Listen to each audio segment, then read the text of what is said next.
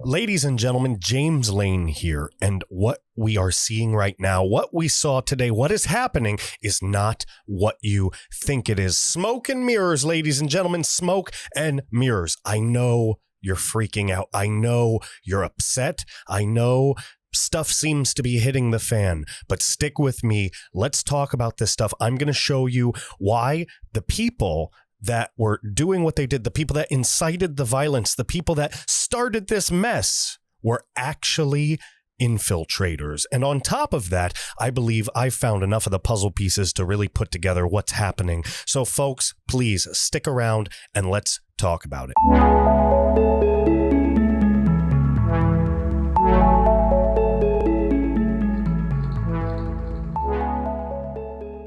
Ladies and gentlemen, James Lane here. It is a historic and horrific January 6th. Now, we're not going to do the same usual thing. I usually do a lot of reading. I'm going to do a little bit of reading. I'm going to do a little bit of talking. We're going to do a little bit of thinking. We're going to do a little more talking, and we're going to wrap it up because you could imagine the amount of information that's flowing in at this time, and there's so much to write, so much to produce, so much to put out to keep trying to help holding this together, holding us all in higher spirits and keeping us in the fight to stop the steal, especially with our First Amendment. So I want to first say something. When all this started happening and we first started seeing the pictures and everything, look, we're humans, we're animals. I got swept away in it just like most of you did. All right. I too was like, yeah, when I saw some of it. But when I saw some of the evidence, I saw some of the proof, some of the stuff showing that this was Antifa jumping in, that this was Antifa doing this ill will, causing these problems, causing a young 16-year-old woman to be shot and killed.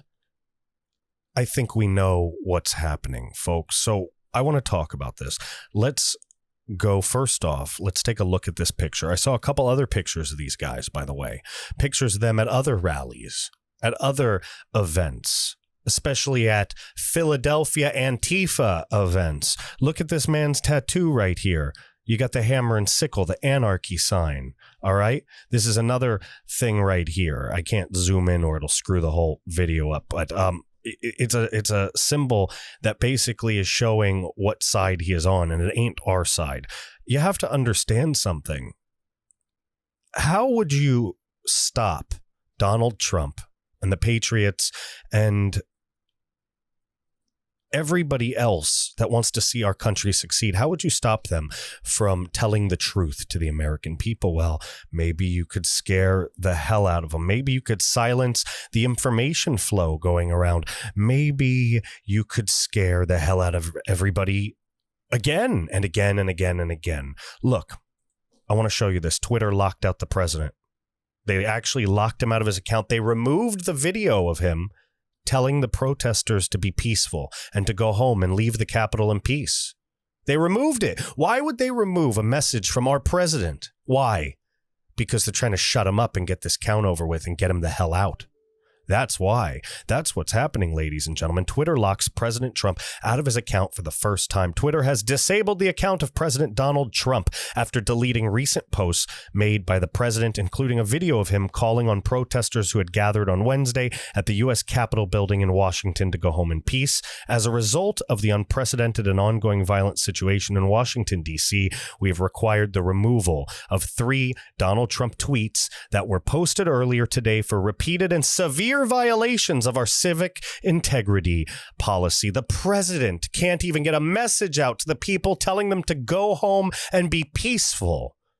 Do you know what that is? That's called a coup, ladies and gentlemen. That's called big tech. That's called brazen disrespect of the awoken American people.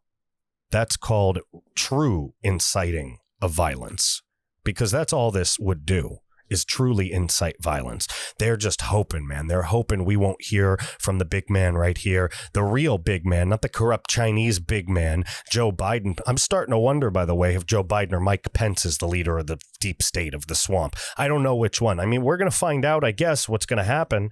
But it seems like they're trying to scare everybody into stopping the challenge, into stopping what's happening. Look. We have an adult male stabbed outside of the Trump Hotel in D.C., all right? Somebody was stabbed. We have the woman who shot in the was the chest or the head. I think she was shot in the chest or in the belly, and she died. She's not even a woman. She's a 16-year-old girl. I have daughters. Ladies and gentlemen. Do you have children? Child died tonight. The hands of the police in D.C., folks. Look at this right here. Maybe she was doing terrible things and deserved to be shot. That's CPAC's Matt Schlapp. All right. He's suggesting an unarmed 16-year-old Trump supporter deserves to be shot. How terrible.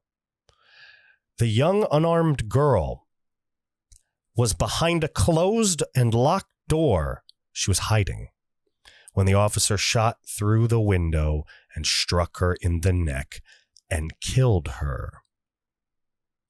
This man right here said, I understand there's a 16-year-old young woman who was shot. Maybe she was doing some terrible things and deserved to be shot. It seems we have a lot of traitors in our midst. When you advocate the killing of a young 16-year-old girl, you're a traitor. That has nothing to do with respecting the police, folks. Look at this. Pelosi is going to proceed with the electoral certification after it's cleared by the police. And we know the Senate's talking right now. Folks, look, Pence right here. Look, I just knocked this. Trying to adjust myself here. I'm doing this quick and dirty. There's going to be no edits.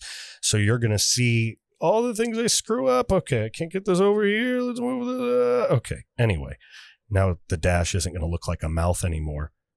Anyway, there we go. I got Grant here, by the way, too. I don't know if you see him. That's my hero.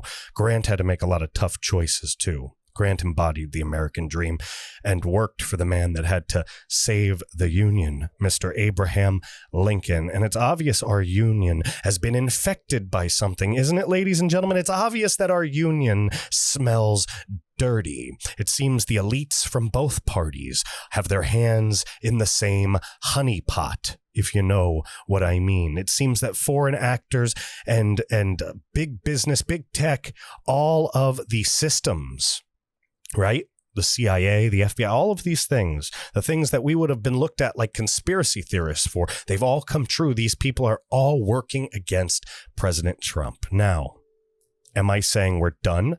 No. Am I saying this is over? No. I think they planned it to be. I think they were hoping these fear tactics put such a bad taste in everybody's mouth that it was going to be too late, but they are still contesting the election. We're going to have to see what happens. We're going to have to see what President Trump says.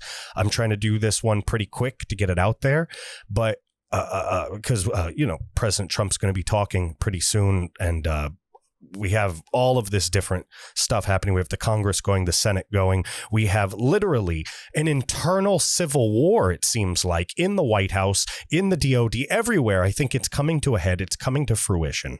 All right, folks. So it seems that the infiltrators came. It seems this was planned because there's violence going on across the country, and a lot of it's Antifa. So why in D.C. is it the MAGA people? Why is it all of a sudden the news is condemning all of the MAGA people for months and months and months? BLM burned down your cities. They murdered people. They raped women and children, folks. BLM partaked in this too. Not a peep, not a word, but now every Republican and every Democrat and their mother have united over ripping apart the patriots. Folks, the people that did this, these people right here, those aren't patriots.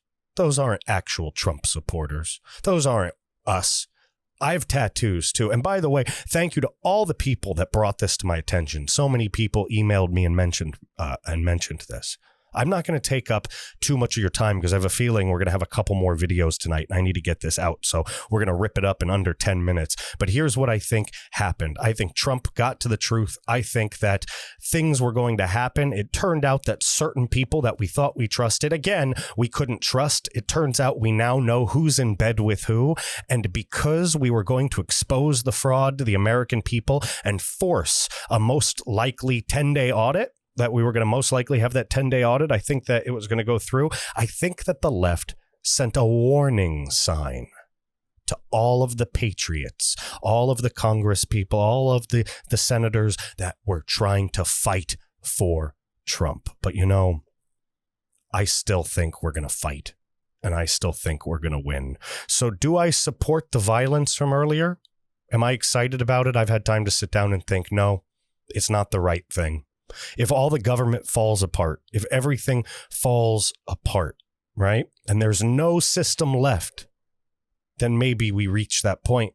But, you know, the systems are still here. There's still a fight. We are smarter than the left. We have to outsmart them. This is a dirty, dastardly, disgusting, mafia-like tactic that was employed upon the American people, ladies and gentlemen. That is what happened. And damn these people to hell. All right, folks, hit the subscribe button, hit the like button, follow along. I'm sure there's going to be a lot more coming out of me. And I appreciate you guys. Thank you so much. Stay strong, stay tough. I know the world feels like it's burning down. It feels like hell on earth, guys, but you need to stay together, stay tight, and stay strong, folks.